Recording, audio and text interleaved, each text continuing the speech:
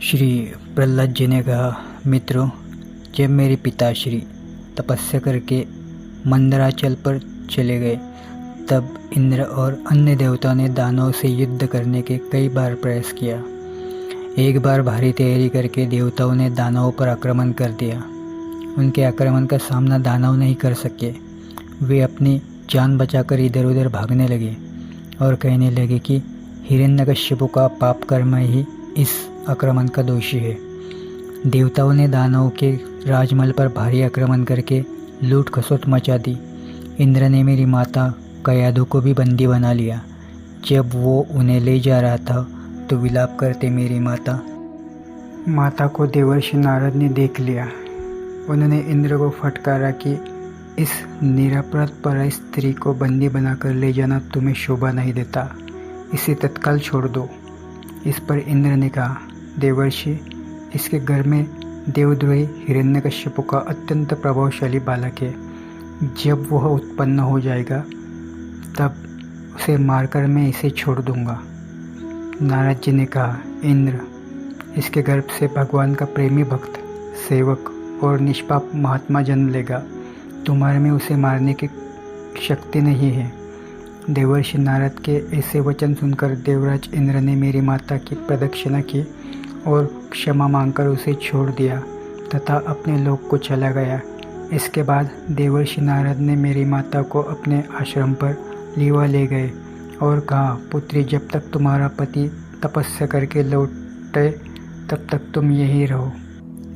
मेरी माता देवर्षि की आज्ञा मानकर वहाँ रहने लगी। वह तब तक वहाँ रही जब तक मेरे पिता तपस्या करके लौट नहीं आए। आश्रम पर रहते हुए मेरे जन्म से पूर्व देवर्षि नारद मेरी माता को प्रतिदिन भगवत धर्म का उपदेश दिया करते थे।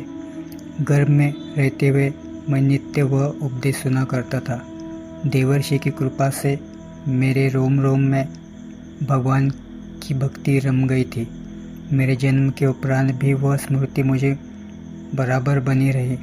यदि तुम भी मेरी बात पर श्रद्धा करो तो तुम्हें भी यह ज्ञान प्राप्त हो सकता है। श्रद्धा से बुद्धि निर्मल और शुद्ध होती है। हमारे इस शरीर में जन्म, अस्तित्व की अनुभूति, वृद्धि, परिणाम, क्षय और विनाश, ये 6 विकार देखे जाते हैं। आत्मा का इनके साथ कोई संबंध नहीं होता। आत्मा तो नित्य है, अविनाशी है, शुद्ध है, एक है। जीवात्मा अर्थात परमात्मा है, सबका आश्रय है, निर्विकार है, स्वयं प्रकाश है, सबका कारण है, व्यापक है, अनंत है, तटस्थ है और सभी प्रकार के आवरणों अर्थात माया से रहित है। आत्मा के लक्षण उत्कृष्ट माने जाते हैं।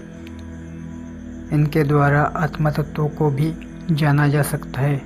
जब भी जीव मैं और मेरे जैसे झूठे भाव को छोड़ देता है, जैसे सोने की शुद्धता को स्वर्णकार कसौटी पर कसकर तत्काल जान लेता है, वैसे ही आत्मा तत्वों को जानने वाला व्यक्ति आत्मा प्राप्ति के उपायों द्वारा इस शरीर के भीतर ही ब्रह्म का साक्षात्कार कर लेता है। मित्रों, आचार्यों ने मूल प्रकृति, महतत्व, अहंकार और पंच तन्मात्राएं, इन 8 तत्वों को प्रकृति बताया है। उसके 3 गुण, सत्व, रज और तम तथा उनके 16 विकार, 10 इंद्रियां, 5 ज्ञानेंद्रियां, 5 कर्मेंद्रियां, 1 मन और 5 महाभूत अर्थात जल, पृथ्वी, अग्नि, आकाश और वायु, इन सभी में एक परम पुरुष परम तत्व के रूप में विद्यमान रहता है। इन सभी का समुदाय यह शरीर है। यह शरीर भी 2 प्रकार का है, एक स्थावर अर्थात अचल और दूसरा जंगम अर्थात चल है। इनमें अंतःकरण, इंद्रिया आदि आत्मा नहीं है। आत्मा इनसे अलग दृष्टा के रूप में प्राण स्वरूप शरीर में विद्यमान रहता है। यह आत्मा सभी में स्थित होकर भी सबसे अलग है।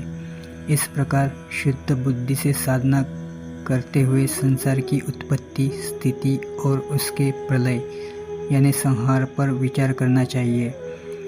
जागृत, स्वप्न और सुषुप्ति ये 3 बुद्धि की वृत्तियाँ हैं। इन वृत्तियों का जिसके द्वारा अनुभव होता है वही सबका साक्षी आदि परमात्मा है। जैसे गंध से उसके आश्रय वायु का ज्ञान होता है, वैसे ही बुद्धि की इन तीनों वृत्तियों द्वारा साक्षी रूप परमात्मा को अनुभव किया जाता है।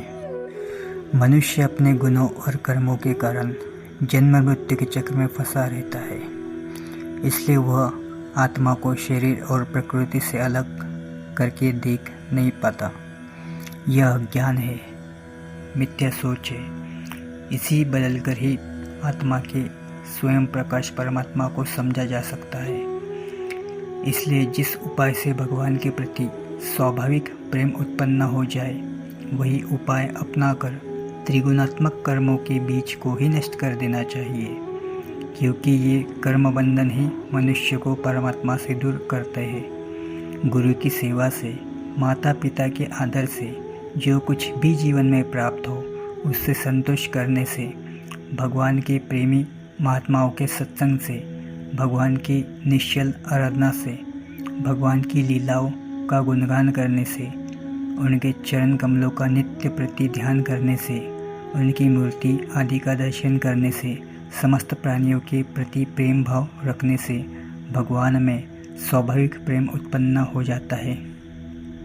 सर्वशक्तिमान श्रीहरि सभी प्राणियों में विराजमान है।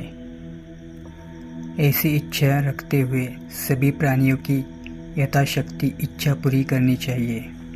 काम, क्रोध, लोभ, मोह, मद और मत्सर अर्थात द्वेष, इन्हें 6 शत्रु पर विजय प्राप्त करके जो भगवान की भक्ति करता है उसे श्री कृष्ण के चरणों की अनन्य भक्ति प्राप्त होती है। भगवान की लीलामय भक्ति में लीन हो जाना ही भगवान को पा लेना है। जब भक्त का हृदय भगवतमय हो जाता है तब उसके मन से जीवन और मृत्यु का भय अपने आप नष्ट हो जाता है। मिलते हैं अगले भाग में, तब तक के लिए जय श्री राधा कृष्ण।